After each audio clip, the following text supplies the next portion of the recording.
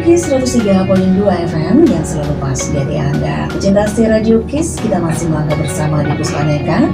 Dan seperti biasa, setiap hari Kamis, tepatnya tanggal 20 Mei 2021 hari ini, kita jalan-jalan ke surga bersama dengan Dr. Jamal Tahito. Halo, selamat pagi Dr. Jamal. Selamat pagi Mbak Rosma, selamat pagi buat pecinta setia Radio Kiss dimanapun berada. Iya, kabarnya baik ya dokter. Baik, Puji amin. Tuhan. Amin. Ya, hari ini kita akan ngobrol-ngobrol di seputar ini nih, istilah yang Rosma ini baru sekali. Baru ya? Baru ini iya. istilahnya tuh baru banget buat Baru ya? Rosma ya, dan mungkin juga sangat baru buat pecinta setia Radio Kiss, yaitu batuk pertusis. Iya. Iya. Ya, kali ini untuk pecinta setia Radio Kiss ya, jadi kita akan membahas mengenai batuk pertusis ya. Ini bukan klub sepak bola ya, bukan PSIS atau Persis ya, walaupun namanya juga pertusis gitu. Ya. Tapi ini mengenai macam batuk ya. Dan ini seringkali istilah Indonesianya disebut batuk rejan. Batuk batuk Ya, rejan. ada juga yang disebut dengan batuk 100 hari. Wah, ya. Oh gitu 100 ya dok. hari gitu ya. Dan ini batuk pertusis bahasa medisnya atau batuk rejan ya. Ini adalah batuk yang penyebabnya adalah kuman ya. Kuman pada paru-paru ya, dan saluran nafas. Jadi ini memang kuman yang memang sifatnya menular. Nah ya, jadi penderita batuk ini kalau dia kena batuk pertusis atau batuk rejan ini, orang ataupun anak itu dia bisa menularkan kepada yang lain ya. Jadi karena sifat dari kuman tersebut ya. Biasanya memang lebih sering diderita pada anak-anak, walaupun dewasa juga bisa ya. Nah ini pada anak-anak biasanya memang harus berhati-hati. Kalau pada anak-anak, apalagi kalau kena dewasa bahkan lansia, itu batuk rejan memang bisa berakibat fatal ya. Karena dia batuk terus itu ya, batuk terus selama ya kurang lebih 3 bulan itu batuk-batuk terus, dan batuknya itu cukup keras ya, sampai harus mau batuk itu sampai harus menarik nafas dari rongga mulut dibatukkan begitu ya. Jadi keras sekali ya. Jadi terus menerus ya. Jadi ada diselingi nafas panjang dari mulut ya. Jadi ini memang khas ya, makanya disebut batuk 100 hari karena juga lama ya. Jadi kalau memang ini tidak ditangani itu akibatnya resikonya, karena dia sering batuk itu jadi frekuensi untuk menarik nafas itu kurang tuh Mbak Rosma.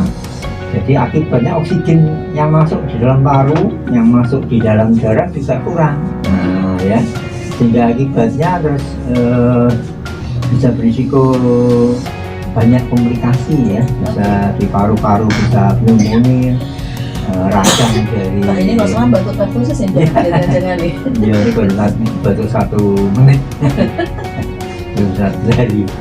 Nah itu kalau saking batuknya ya dibiarin, kadang-kadang bisa melukai tulang rusuk ya. Tulang rusuk itu bisa, itu ya dokter. Ya saking kuatnya ya. Nakal itu ya dok ya. Beberapa kondisi anak ataupun lansia itu rusuknya bisa retak karena batuknya saking kerasnya.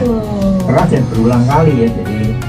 Jadi memang ini suatu jenis batuk yang spesifik ya, sehingga karena sifatnya yang sedemikian harus segera ditangani, karena di samping bisa berisiko terhadap yang terkena batuk pertusis ini, dia juga bisa menular ya. Begitu ya dokter. Ya itu Ya karena batuk pertusis itu seperti itu ya. Terus itu ya dokter, mungkin istilahnya tuh ngekel itu ya dok. Iya ngekel ya, sampai tidak berhenti bahasa Jermannya itu ya. Batuk terus menerus gitu ya. Iya. Ngekel. Dan pecinta setia Radio Kiss, mungkin Anda juga mempunyai pengalaman yang sama ya tentang batuk, atau Anda mengalami sakit saat ini batuk ya. Mungkin Anda ingin bertanya-tanya langsung dengan Dr. Jamal, dipersilakan ya, boleh ya dokter ya? Oh boleh. Untuk WA di 0815-770-1032 atau boleh juga telepon di 8316712. Oke, dokter, ngomong-ngomong tadi dokter sudah menjelaskan tentang apa itu sih dokter batuk pertusis. Nah, ini dokter yang perlu banget nih ya diketahui oleh pecinta siaran radio kini. Dokter, apa sih tanda-tanda dan gejala dari batuk pertusis ini dokter untuk lebih lengkapnya dok? Jadi tadi kita sudah singgung mengenai sedikit mengenai batuk pertusis, kan kita akan lihat ya tanda dan gejalanya batuk pertusis, batuk rejen atau batuk 100 hari ini apa ya. Betul. Jadi biasanya ini akan muncul sekitar 1 minggu sampai 3 minggu setelah kuman itu masuk di saluran nafas atau paru. Gitu ya. Jadi bertahap biasanya. Ini biasanya tanda dan gejalanya pada umumnya bisa dibagi dalam 3 fase, 3 tahapan. Tahap pertama, tahap awal itu biasanya masih ringan ya, seperti batuk-batuk biasa. Kadang-kadang juga ada bersinnya, ada hidung berair dan bersumbat ya, mata berair ya, kemudian kadang-kadang tenggorokannya juga radang, kemudian batuk ringan, terus kadang-kadang bahasa Jermannya semelonget, hangat, panas tapi tidak panas. Susah ketika semelonget tuh diterjemahkan susah. Iya, bahasa Jawa ya. Bahasa Jerman nih. Semelonget ya. Nah itu, jadi itu tahap pertama ya. Nah pada awal ini justru saat awal yang tahap pertama ini memang risiko penularannya terhadap orang lain itu tinggi ya. Jadi kalau kita tidak hati-hati menganggapnya sebagai batuk biasa gitu, batuk flu biasa, nah, bisa tertular kita ya, seperti itu. Nah biasanya yang kita harus membedakan itu kalau sudah mulai timbul hangat ya, saran saya gitu. Kalau batuk biasa, flu biasa kan biasanya tidak panas ya, paling gerges-gerges, itu ada lain lagi ya. Beda tuh gerges-gerges sama semangat ya, tadi kita orang Jerman tuh. Jadi kalau sudah mulai ada hangat-hangat badan gitu, kita harus waspada ya, karena biasanya bisa karena virus, bisa karena bakteri itu dan semacam pecinta siaran ya. Ini tahap pertama ya, masih kayak flu ya, tapi sudah mulai hangat badannya, semangat ya. Kemudian masuk ke tahap kedua ya. Biasanya tahap kedua ini sudah malah justru gejala-gejala flu-nya agak berkurang, sudah tidak pilek, enggak batuk, enggak hidungnya enggak tersumbat, yang matanya enggak berair dan sebagainya. Tapi yang bertambah parah itu justru batuknya ya. Batuknya mulai makin banyak batuknya dan mulai susah dikontrol ya. Jadi sering kali batuk gitu ya. Sampai kaping-kapingnya ya dok? Iya, jadi sampai perutnya sakit ya, karena memang kalau batuk terus kan badannya sakit, perutnya juga sakit.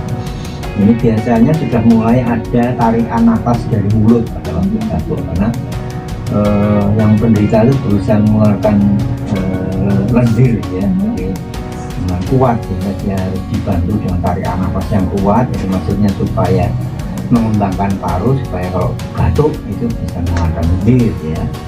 Tapi karena ini terjadi berulang kali ya, bisa berisiko kadang-kadang terjadi muntah. Kalau batuk terus juga tidak berhenti kan bisa muntah ya.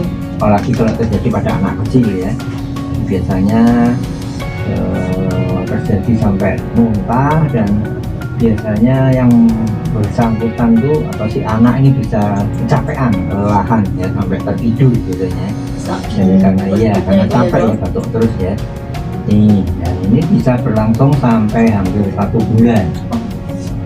Jadi tahap kedua ini ya sudah mulai pileknya hilang, tapi batuknya kan udah ngekel. Ini yang tahap kedua, jadi mulai ada batuk yang dominan ya. Nah kalau sudah masuk tahap ketiga ini kondisi tubuh baik-baik saja ya, tapi batuknya yang akan lebih keras. Jadi lebih berat lagi ya. Dan ini harus hati-hati ya, karena kalau sudah masuk ke tahap ketiga ini tahap yang berisiko tinggi ya. Ini biasanya pada tahap yang seperti ini sudah mulai minum obat biasanya ya, karena bersangkutan di tahap 2 sudah terganggu, biasanya segera sebaiknya periksa ke dokter terdekat ya. Biasanya tahap ketiga ini harusnya tidak sampai menjadi berat ya, tapi sudah mulai bisa segera bisa pulih ya. Biasanya pemulihan ini bisa butuh waktu sampai 3 bulan, jadi batuknya agak lama nih sembuhnya.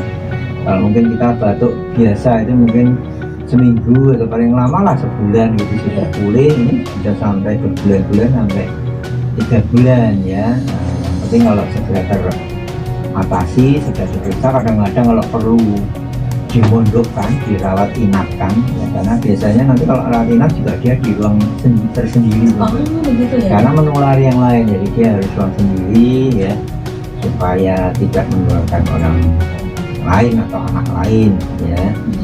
Jadi kalau kondisi yang sering terlihat pada anak misalkan ya, atau pada bayi ya, kalau biasanya bayi usia 0 sampai 6 bulan itu kelihatannya sangat nggak sehat ya, jadi misalkan kalau sakit sekali gitu ya. Kemudian juga kadang-kadang dokter waktu pemeriksaan menemukan pneumonia, jadi radang dari paru ya, yang dari sel paru sana ya. Kemudian sudah mulai kalau narik nafas itu melalui mulut itu suaranya terdengar kayak gitu ya, jadi sampai menarik nafasnya sampai bunyinya ya, seperti itu, ada bunyi saat menarik nafas. Ini nafas, pada waktu nafas menarik nafas ini dibedakan pada waktu asma ya, kayak yang kemarin kita bahas asma.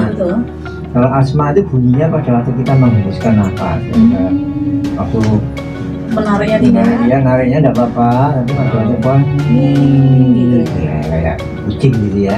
Kalau ini pada waktu tarik nafas ya, karena saking kerasnya, sehingga kadang-kadang saluran nafasnya juga bisa luka itu kalau tarik nafasnya keras dan berulang kali. Ini beberapa hal yang perlu kita ketahui mengenai tanda dan gejalanya ya. Jadi ini memang perlu kita ketahui supaya kita juga bisa waspada kalau ada anak kita yang batuk kok nggak sembuh-sembuh ya, sudah seperti ini pasti itu, batuk pileknya mungkin sudah agak lumayan, tetapi kok batuknya tambah jadi ya gitulah mengenai tanda dan gejala batuk pertusis ya. Oke, dan nanti kita akan ngobrol banyak ya, masih untuk kesempatan pagi ini tepat di 20 Mei 2021.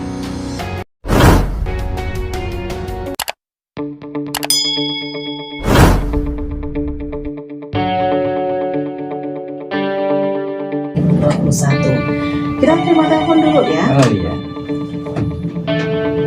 Halo. Halo, selamat siang konco-koncoku semua.